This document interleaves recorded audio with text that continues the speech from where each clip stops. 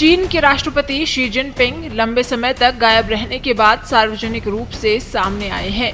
Xi Jinping ने Shanghai सहयोग संगठन यानी SCO के विदेश मंत्रियों के साथ बैठक की। इस बैठक में भारतीय विदेश मंत्री S जयशंकर भी मौजूद रहे। इस दौरान भारतीय विदेश मंत्री की चीनी नेता के साथ मुलाकात भी हुई।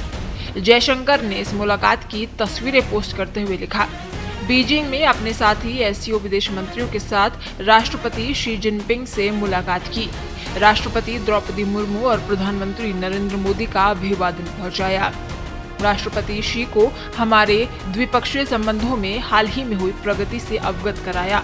इस संबंध में हमारे नेताओं के मार्गदर्शन को महत्व देते हैं।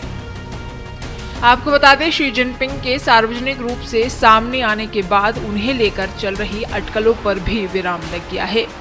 इसके पहले लंबे समय से चीन के राष्ट्रपति के गायब होने की कई अटकलों को जन्म दिया था।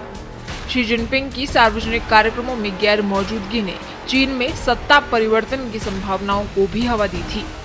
इसे सबसे ज्यादा बल तब मिला जब वे ब्राजील में होने वाले ब्रिक्स समूह के शिखर सम्मेलन में भी शामिल नहीं हुए।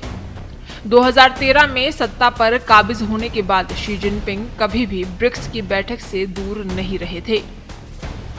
साल 2020 में भारत और चीन के बीच हुए आपसी तनातनी के बाद ये S जयशंकर की पहली यात्रा है।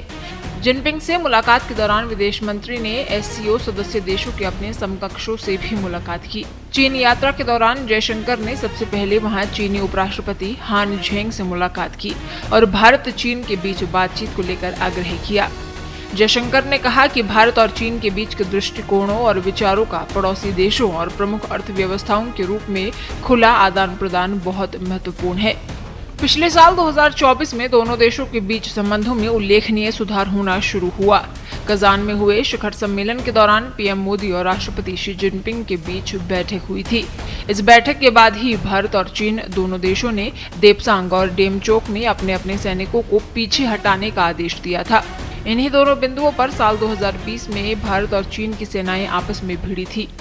भारत और चीन के बीच कूटनीतिक संबंधों की 75वीं वर्षगांठ पर जयशंकर ने कैलाश मानसरोवर यात्रा के फिर से शुरू होने का स्वागत किया, जो 2020 से महामारी और सीमा तनावों के कारण निलंबित थी।